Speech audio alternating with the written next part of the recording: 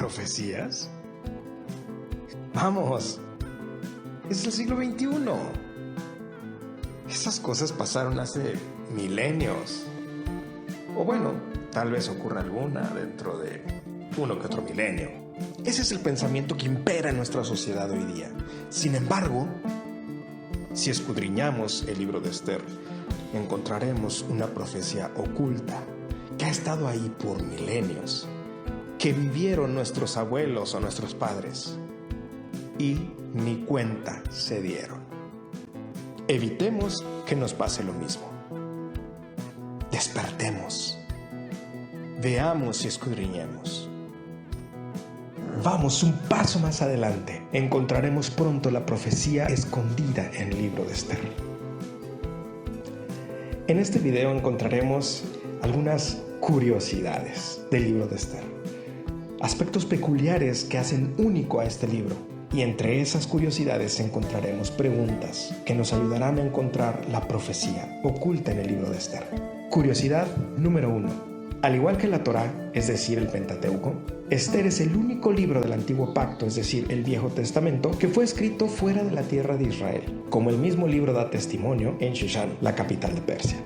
Curiosidad número 2. El pueblo judío recibió alertas de parte de Dios a través de sus profetas diciendo que se arrepintieran y quisieran descansar la tierra. Sin embargo, ellos no hicieron caso y fueron llevados cautivos a Babilonia en consecuencia. Babilonia significa confusión y ellos estuvieron inmersos en los ríos de la confusión durante 70 años, hasta que dichos ríos fueron evaporados cuando la profecía de Jeremías se cumplió. Para estas fechas, los judíos ya estaban dispersos por todo el imperio. Cuando esto sucede, hay un despertar en el pueblo judío y empiezan a regresar a la tierra prometida. Lo primero que hacen es poner un altar. Luego inician la construcción del segundo templo. Cuando esto sucede, los enemigos de Judá causaron que la construcción fuese interrumpida. Según los sabios judíos, el suceso histórico relatado en el libro de Esther tuvo lugar después de haber interrumpido la construcción del segundo templo y antes de retomar dicha construcción. Curiosidad número 3. El tema principal del libro es que Dios literalmente salvó al pueblo de ser extintos. Sin embargo, en todo el libro no hay una sola referencia señalando tan grande milagro sucedido. Como dato curioso, este es el único libro en toda la Biblia, tanto Antiguo Pacto como Nuevo Pacto, que en ningún lugar señala explícitamente a Dios, ni su nombre, ni la palabra Dios, ni nada explícitamente refiriéndose a Dios. Sin embargo, está en la Biblia.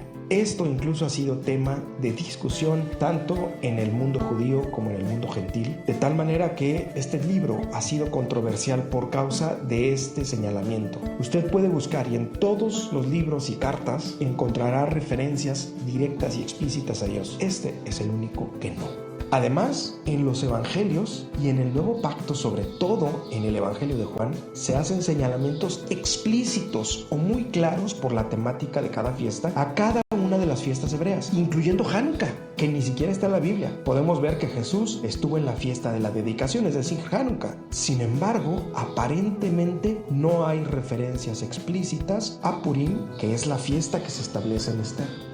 Curiosidad número 4. El libro dice que hicieron ayuno. Sin embargo, en ningún momento hace señalamiento alguno de haber orado o buscado a Dios, cuando lo uno es inseparable del otro.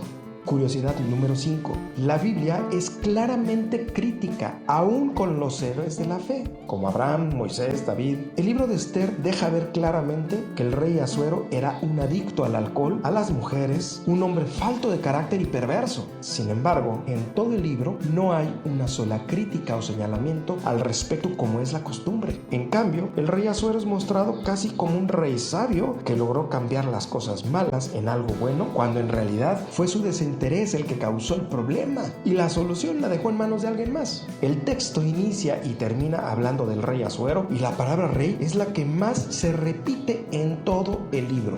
¿No es esto como si fuera el personaje principal del libro? Curiosidad número 6. Este libro fue enviado a todos los judíos, dispersos en todo el imperio, y en consecuencia estaba expuesto a ser leído por el rey, funcionarios del imperio y aún los enemigos de los judíos. Curiosidad número 7.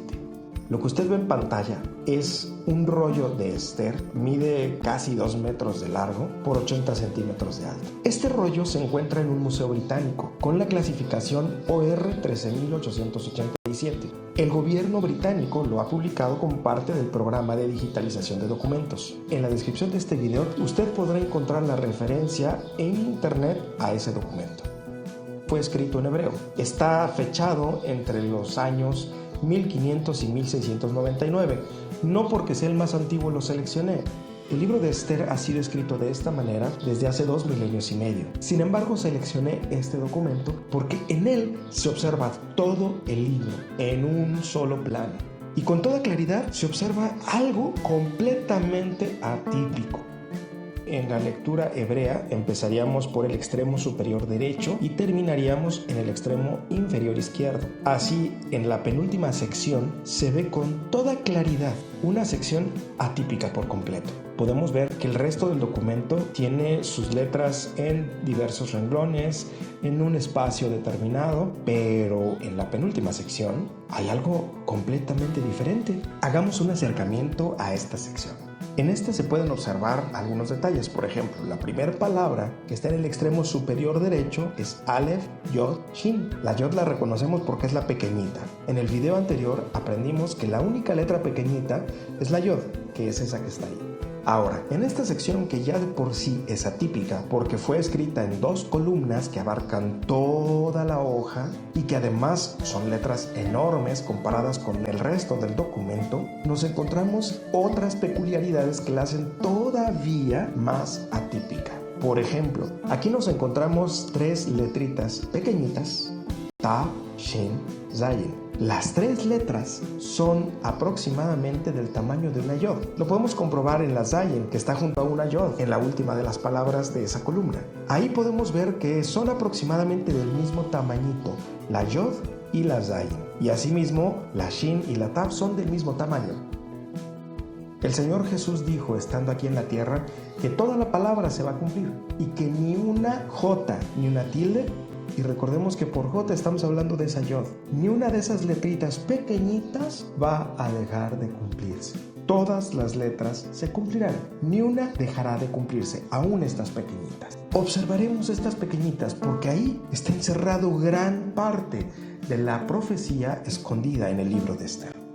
Además de estas 3 letras atípicamente pequeñas, hay algo más. En el video previo conocimos que había ciertas letras que podían escribirse de una manera más grande que el resto de las letras, pero que siempre sucedía al final de la palabra, es decir, en el extremo izquierdo. Y aquí tenemos una letra atípicamente más larga en el extremo derecho, es decir, al principio de la palabra. Y no solo eso, además, ni siquiera es una de las que habíamos dicho que podía ser más larga. Esto es una Vav, la misma letra que se repite en la columna izquierda 10 veces. Hablando de la columna izquierda, esa columna está repitiendo la palabra Be'et 10 veces. La palabra Be'et significa IA. En el primer video de la serie hice la lectura de Esther 9 del 6 al 10. Seguramente fue algo notorio y tal vez hasta extraño que la forma de escribirlo y leerlo haya sido: en Shushan, la capital, mataron a los Yehudim y eliminaron a 500 hombres, y a Parshandata, y a Dalfón, y a Aspata, y a 10 veces. Eso es algo totalmente raro, atípico, y en las versiones en español no lo vemos. Pero la palabra Be'et que aparece en el documento original significa IA, y entonces en el documento original dice 10 veces IA, 10 veces. Cuando hice la transcripción para el primer video, además, intencionalmente escribí 3 letras pequeñitas, atípicamente pequeñas. Una T en Parshandata, una S en Parmashta, una Z en Baisata, y además la B de Baisata la hice ligeramente más grande, con la intención de dar el aspecto algo parecido a lo que está en el original. Seguramente pasó inadvertido todo eso. ¿Por qué? Porque estamos acostumbrados a que nuestro cerebro hace las correcciones que deberían de ser. Sin embargo, este deber ser aquí no aplica. Este deber ser, en este caso, es completa y totalmente distinto. Volviendo entonces a el documento antiguo, lo que estamos viendo ahí es una repetición de 10 veces 10 veces IA. Esto es algo raro. Entonces, en el rollo completo podemos darnos cuenta que hay una sección muy diferente que llama la atención de inmediato. No solo eso, sino que dentro de esa sección tenemos 3 letritas pequeñitas y una grande, que atípicamente tienen esos tamaños. Además, tenemos 10 veces IA. Ahora, podríamos pensar, bueno, es que a lo mejor en hebreo así es la cosa. No. Al igual que en español y en el inglés, el hebreo permite la simplificación de tal manera que la conjunción se agregue únicamente antes del último elemento de una lista. La forma en que habríamos hablado esto en español habría sido Parshandata, Dalfon, Aspata, Porata, Aridai y Paisata. La I la hubiésemos puesto uno antes del último. En inglés habría sido lo mismo y en hebreo también se permite esa regla. Es exactamente igual. De tal manera que esta sección es completamente atípica, totalmente, desde el principio hasta el final. Ahora, aquí tenemos una versión de imprenta reciente, de no más de 10 años de antigüedad. Lo que podemos ver es que en la versión de imprenta, primero que nada, están las mismas características. Está todo exactamente igual, las mismas 3 letritas pequeñitas, una Vav grande en la última palabra de la columna derecha y está repetido 10 veces Bet, es decir, IA. Tiene más información, claro, hay información adicional. Esta información adicional, por ejemplo, se observa con toda claridad en unas letritas pequeñitas en la columna izquierda. Esas 4 letritas pequeñitas son el número de versículo, cosa que no está disponible en la versión antigua porque señalar los versículos pues es relativamente nuevo. Al mismo tiempo, lo que nos encontramos es que en el extremo izquierdo hay una barra. Esa barra, al igual que algunos de los símbolos que están en el lado derecho, como los 2 puntos y algunas otras cosas, y algunos simbolitos extra, corresponden a señalamientos musicales. Y no solo eso, sino que en el video previo hablábamos de que existe un sistema de puntos y rayas que señalan cuál es la vocalización de la palabra, es decir, las vocales de la palabra, porque estas son consonantes. Entonces, si nosotros quitamos la vocalización, si quitamos las indicaciones musicales y quitamos el número de versículo, lo que nos queda es exactamente lo que tenemos del lado izquierdo. Es decir, desde hace 2500 años se ha escrito esto de esta manera. Y si nosotros le hubiésemos preguntado a un judío hace 20, 30 años, oye, ¿por qué está escrito de esta manera tan caprichosa esta parte? La respuesta habría sido seguramente porque así lo marca la tradición, sin saber que lo que está aquí es una indicación clara y precisa de una profecía. Y lo estuvieron haciendo por 2 milenios y medio. Y durante 2 milenios y medio estuvieron escribiéndolo así y así y así. Y esto que está aquí jamás lo hemos visto en una versión en español, en inglés o en otro idioma. ¿Por qué razón? Porque a la hora de que se hicieron las traducciones, esa obviedad del IA fue removida. Y así también no tenía sentido poner una T pequeñita, una S pequeñita y una Zayin pequeñita y una V grandota. No tenía sentido. ¿Por qué? Porque nuestra escritura no habría tenido ningún sentido. Sin embargo, en hebreo sí lo tiene. Algo que es importante señalar es una nota que el museo agrega diciendo: los hijos de Amán acomodados en 11 líneas de acuerdo a la regla. ¿Cuál es esa regla? La regla de escribirlos de esa manera caprichosa durante 2 milenios y medio hasta el momento. Eso fue del 6 al 10.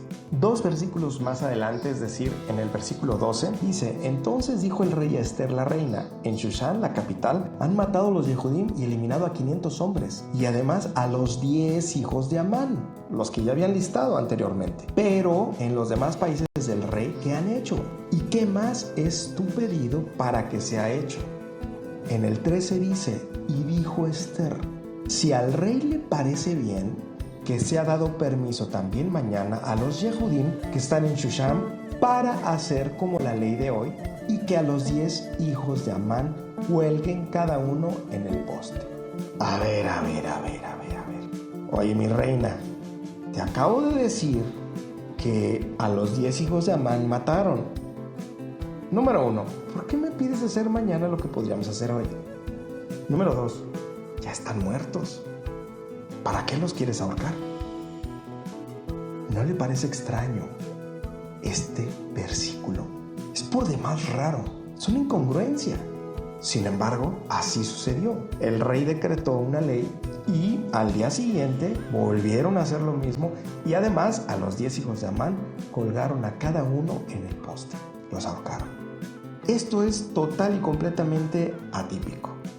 Entonces dejarlos hasta el día siguiente para que al día siguiente todavía los cuelguen, eso es algo completa y totalmente atípico. Como toda esa sección, como todo el libro. Todo el libro es atípico. Ese ha sido el porqué la controversia de si este libro pertenece o no pertenece a la Biblia. Es sumamente fuera de todos los parámetros que aparentemente deberían de ser. Sin embargo, es claro, completamente claro, que el Espíritu Santo inspiró todo este libro. Con todas sus rarezas, con todo lo que es contrario a nuestro pensamiento, ese libro ha sido inspirado por el Espíritu Santo. Y lo veremos a continuación, porque esta profecía fue completamente clara. Y además, la historia reciente está escrita y da testimonio de que esta profecía se cumplió. Una vez habiendo señalado algunos aspectos curiosos o peculiares de este libro, señalaremos algunas preguntas que trataremos en esta serie de videos. Pregunta número 1. ¿Por qué no hay referencias a Dios o a su nombre en todo el libro? Pregunta número 2. ¿Por qué no hay referencias explícitas a Purim en todo el Nuevo Pacto, específicamente en el Evangelio de Juan? Pregunta número 3. ¿Por qué repetir mañana lo que ocurrió hoy y no hoy mismo? Pregunta número 4. ¿Por qué pedir que sean ahorcados los 10 hijos de Amán si ya están muertos? Pregunta número 5. ¿Por qué las letras atípicamente pequeñas, al igual que la letra atípicamente grande, en los nombres de los 10 hijos de Amán? Por cierto, como dato curioso, se encuentran en el primero de los nombres, en el séptimo de los nombres y en el 10º de los nombres o el último. Pregunta número 6. ¿Por qué las 10 repeticiones de la frase IA?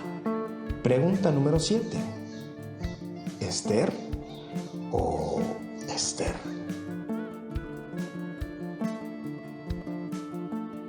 Demos un paso más.